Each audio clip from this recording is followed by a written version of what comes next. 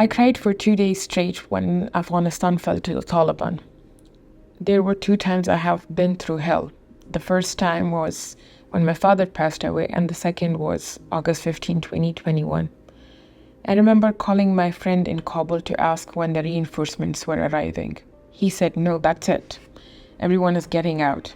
I have never felt so hopeless, so heartbroken, and so done with life. Ever since I was a young girl, I wanted to go back to Afghanistan. I grew up in a refugee camp in Pakistan while my father worked in Afghanistan. In 2017, I finally went home. It wasn't perfect. There were drone attacks, and men from my tribe joined the army and the police. But in the same Afghanistan, women could still work and children could still go to school. I lived in Kandahar, a city in the south of the country.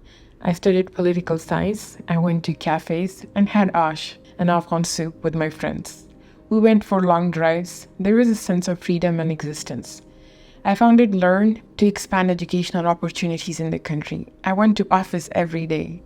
Yes, there were restrictions, but at the end of the day, I could go to that office. My students could go to their schools, and my teachers could teach legally. So when the Taliban regained power, I cried continuously for 2 days. At the same time, I had to get people out. I was on the phone constantly. I had to send staff members to Kabul airport. When the attack happened, I thought I had to send them to die.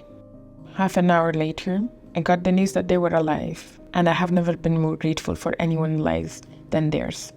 It's been 2 years since Afghanistan fell, and it still hurts.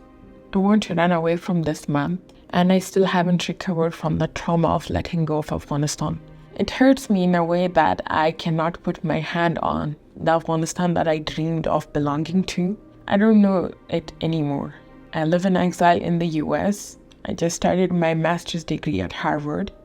I had my first class yesterday, and the whole time I was thinking I need to change from part-time to full-time because I'm going to go to Afghanistan soon. I can't wait here in the US for 2 years. Maybe things will change and then I can go back there. When the Taliban banned women from working in NGOs, it made it practically impossible for women to exist in any sphere.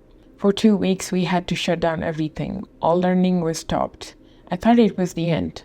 Then my deputy director called me and said that they were restarting the classes and even had more girls enrolled. 2 weeks earlier, we had to close our door on 220 students. 2 weeks later, we had more than 280 students in 3 schools. In July this year, I returned to Afghanistan after 18 months of Taliban rule. I went to Helmand, the sister province of Kandahar. I entered one of our schools.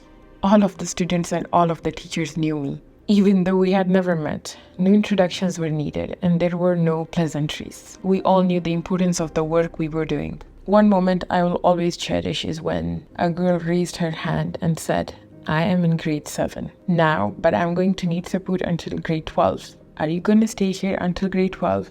There are times I worry, what will happen after this date? How are we going to get the funding? But this girl was saying to me, I'm going to show up. Are you going to show up for me? There have been heartbreaking moments over the past 2 years too. The worst thing I have seen was when in March the girls went to schools and were turned away. How horrible is the world that there can be young girls taking to the streets to beg to go to school. When they closed down all the schools and learning centers, a family friend's daughter, Afsana, cried for days and she hasn't spoken since. It's been more than 4 months. This kid just wants to meet her friends and laugh and learn. The way our schools have been able to avoid Taliban detection for so long is because we don't go to communities with the intention of setting up schools.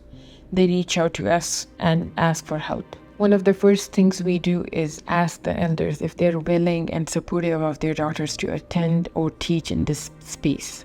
The second question we ask is, are you willing to protect them? Because they are their daughters. We might be providing education, but we don't have as much to lose as they do.